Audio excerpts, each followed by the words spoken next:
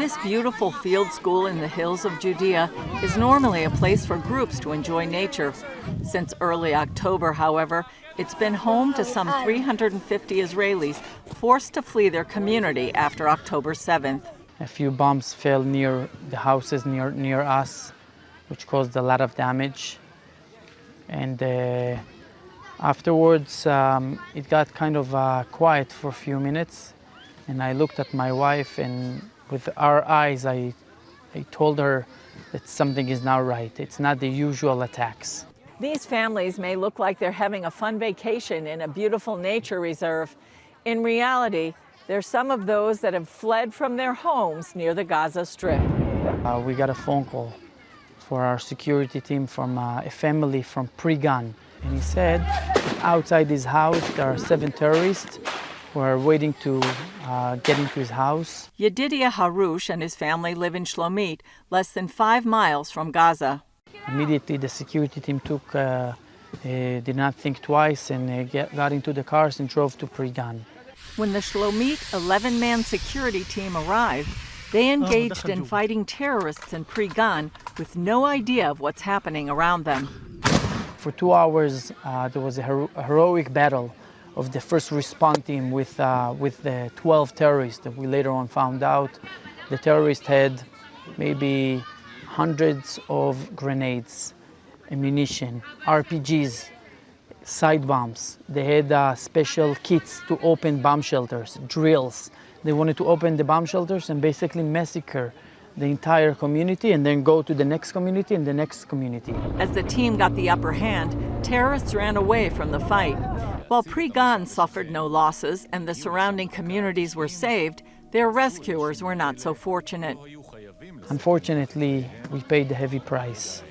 4 of our best guys, brothers, neighbors, friends, were killed during this battle. And in one moment we had 15 new orphans that joined the community and 4 widows from this attack. Harush then remembered he had a drone back home. I was able to guide the helicopter that was brought from the IDF.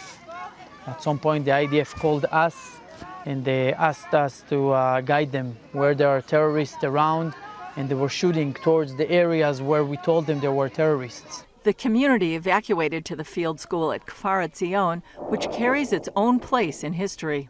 KFAR ETZION is a place that in 1948 fought a heroic battle themselves and was evacuated to Jerusalem. And 19 years later they came here after the 6-day war. I myself was evacuated from the Gaza Strip as a child, as a 17-year-old boy, and coming here and being a refugee again felt a lot like what we felt after we left Gaza. That happened in 2005 when Israel uprooted 21 Israeli communities from the Gaza Strip and 4 in the West Bank as a move towards peace. The decision, however, eventually enabled Hamas to take over Gaza. Harush has now been drafted into the reserves. He said he's thinking about going back to Shlomit.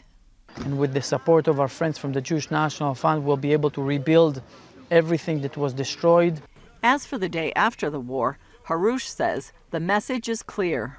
We're the Jewish people. We prevailed and managed to come out of many horrific attacks, pogroms, Holocaust, Egypt, and we will be able to come out of this as strong as we can.